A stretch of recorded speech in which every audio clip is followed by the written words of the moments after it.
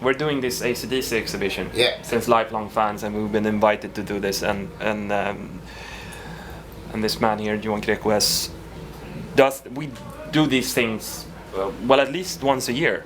Yeah, we try to do these gatherings once a year for fans from Europe, worldwide actually, and Johan administers a website called acdcmachine.com. And when we found out that you were on the bill, we were quite interested in hearing the story about I'm a Rebel, because that's the song that broke you, basically. Yeah, but we did it on the second Accept album. Yeah. And so, I mean, that was in a way easy story.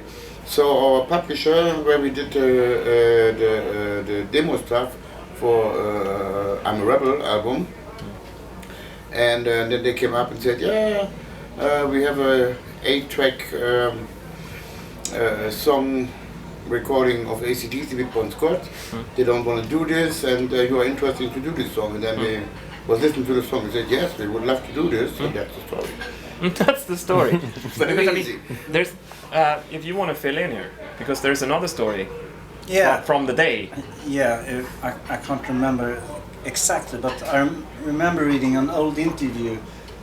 It was not you, but it was one of the other forming members, probably Wolf, who said that the record company forced us to do this song. We hated it, and I can't remember who wrote it. I cannot speak for Wolf, but I never hate this song. I like this song. Yeah, they just forced us. It wasn't us. Definitely it was not forced by the record company. Okay.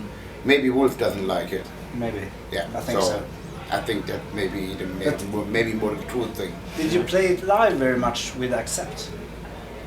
Not so much. That's why Wolf don't like this song, you know. So he always when I came up and said, okay, let's play this song live, and he said, no, this is too simple and blah blah blah. I don't want to play this song. Yeah. So, but with UDO, I mean, we did we recorded this again on the No Limits album, I think, and. So I mean, we play this nearly every night, and the reaction also of young people is fantastic. Yeah. You know, so it looked like that maybe we played also tonight. You know? So we will see. It's a great live number because it's so up tempo. It is, yeah, and I think for me also this song will never get old. You know. It has a life of its own. Yeah, and also the lyrics. You know, it's like. Yeah. I mean, this song is like for me also again already an evergreen. Yeah. I mean, I sang just the chorus for my wife. She's 26.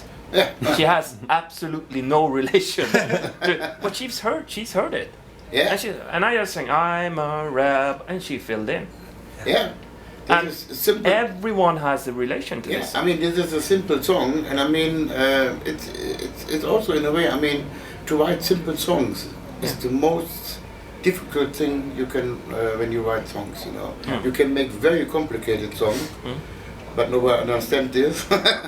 But to write a very simple song, so that everybody can follow about the chorus and stuff like that, need melodies can remember and all that. This is not so easy to write, you know. And I think this is one of the songs. I don't understand why AC/DC never did this song. So. But did you hear the original recording? Yeah. But what did you think about it? Yeah, it was. I mean, it fits perfectly with my voice, and you like it. You hear the chorus, and it was like, it's a good song, you know. Yeah. So. It was one of the brothers of Angus and Malcolm who wrote it. The oldest brother, Alexander Young. So and I mean. George Alexander, he was also, I don't know, was it on the, on the rest of the world, I think he was also in the studio. Yeah, I think he was working in Germany in that time. Yeah. Did you meet George Alexander? Yeah, he was in Easy Beats. Yeah, he's a nice guy. Yeah. Oh, that's the story about That's the story, but it's, because I mean, it's sort of, when you look at the time frame, to the seeing the 2 last weeks leading up to this, there's actually been like 3 or 4 or 5 new clips on YouTube by I'm a Rebel. Okay. It just pops up, and it's it seems like the song has a new revival. Maybe. I don't know. We did this also in Sofia, and I mean there was a lot of young people, you know, Yeah. 14, 15, 16 years old. They really sing this song, you know, and this is something else. I mean, there's also they sing also all the concept stuff like balls and Princess, metal art, stuff like that. They were not born at this time. This is interesting to see, and that means also for me that this kind of music, what we are doing, what we call it classic metal stuff, whatever, will never die. That means also if you write the right songs. Yeah. Absolutely. But going back to the time, how did you feel picking up a song that was originally recorded by AC/DC? Because this was when AC/DC were taking off, really on a big scale, especially in Germany.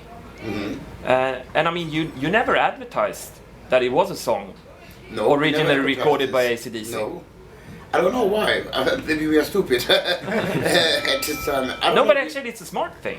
Yeah, we just said, okay, we want to do this song, but at this time we doesn't promote it. You know, it was written by, accepting it was a song by AC/DC, blah, blah, blah. We just take the song and that's it. That was it. Yeah, but it was a good thing for Accept because it became an Accept song. It became an Accept song, right? Yes. Yeah. Otherwise it would have been, okay, we've done a song by George Alexander, Maybe it was the right thing. Absolutely. So I mean, if the original AC/DC track would ever be released, it would be a cover by. Cover by AC/DC. Yeah, that would be interesting. Yeah. One of the rare covers. Yeah. Absolutely. But I mean, it's interesting that you never. I mean, did you ever think about promoting it that way, or No. you did it just? It's always when people coming up to ask, oh, is that true? This is a song by written by AC/DC, or recorded by AC/DC. Yeah, that's it.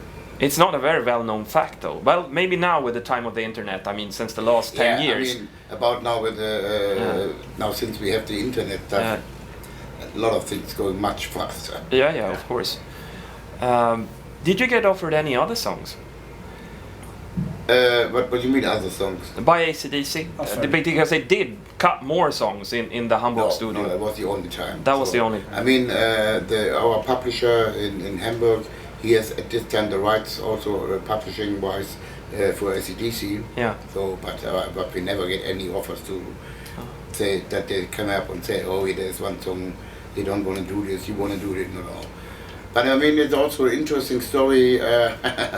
When we did the first Accept album, Yes. There came two guys in the studio, and then it was very interesting to produce the album, or the first Accept album. I said, no, we don't want to do this. You want to keep going on with this guy, but friend stuff, blah blah blah. Yeah. And then we found out later there was the two guys. They was producing AC/DC. George and Harry. Yes. Oh yeah. Really? That would have So, been interesting. It was also interesting, but we found it out later. Yeah.